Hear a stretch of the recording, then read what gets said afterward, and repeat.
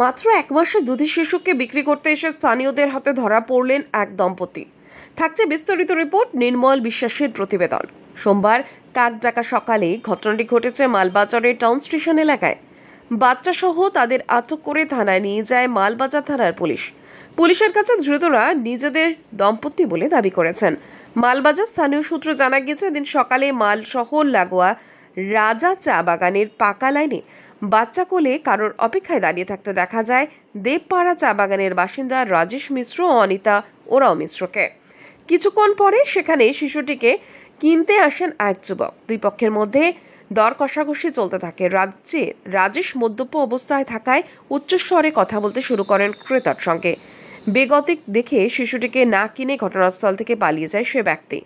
শিশুটি বিক্রি না হওয়ায় দম্পতি এলাকার বাসিন্দাদের দুয়ারে দুয়ারে গিয়ে শিশুটিকে বিক্রি করার প্রস্তাব দেন বলে অভিযোগ। এরপরে স্থানীয়রা একত্রিত হয়ে ঘটনাস্থল থেকে পালিয়ে যান তারা। শিশুসহ আশ্রয় নেন মালটাউন স্টেশনে। সেখানে ঘিরে ধরেন স্থানীয়রা। শুরু হয় জিজ্ঞাসাবাদে রাজেশ ও অনিতা নিজেদের স্বামী স্ত্রী বলে দাবি করেন। দুজনের কথাবার্তায় গরমিল থাকায় খবর দেওয়া হয় মালবাজার থানায়। খবর পেয়ে ঘটনাস্থলে পৌঁছায় তাদের আটক করে নিয়ে যায় পুলিশ।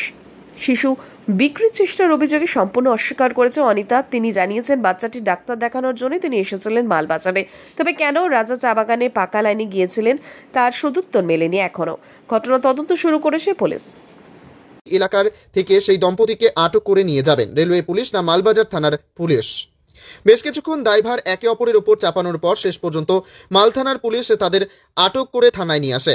এই ঘটনায় রীতিমতো চাঞ্চল্য ছড়ায় মালবাজার দৈনন্দিন বাজার এলাকায়। তবে ওই দম্পতি আসলেও ওই শিশুর মাতা পিতা কিনা বা কি উদ্দেশ্যে তারা ওই শিশুকে বিক্রি চক্র সাজিয়েছিলেন তা খতিয়ে দেখছে মাল থানার পুলিশ। 2 लाख रुपया देना पड़ेगा, उसमें बेच देगा बच्चे को। अच्छा, तो आप लोग भगा दिया उसको? भगा दिया हमने। अच्छा अच्छा अच्छा, मैंने आप लोग को सबको बोला? आप लोग क्या बोला? भगा दिया आपको सबको? अच्छा, वो दोनों ही आया था, मैंने हस्बैंड वाइफ दोनों ही आया था। कितने दाम कितने पैसे में किया? अभी तो बोले बच्चे बिक्री करने के लिए। चलो अभी तो बोला बच्चा बिक्री करने के लिए। कितने दाम पे बिक्री करने के लिए? नहीं हमें नहीं में अभी तो बोला बच्चा बिक्री करने के लिए गया था। अभी झूठ क्यों बोल रहा है? वो मांग रहा था। कौन मांग रहा था? बोलिए, नाम बोलिए। किए थे आप तो बोले। तो आप किस लिए, बाप का बच्चा किस लिए दूसरे को दे रहा था? चप्पल है ना, आप चप्पल लीजिए। दीदी कितने दाम पे बिक्री कर रहा था? चप्पल लीजिए। मैंने कुछ नहीं किया सर। कौन किया? वो किया तो किया था चप्पल पहने। वो तो बोल रहे थे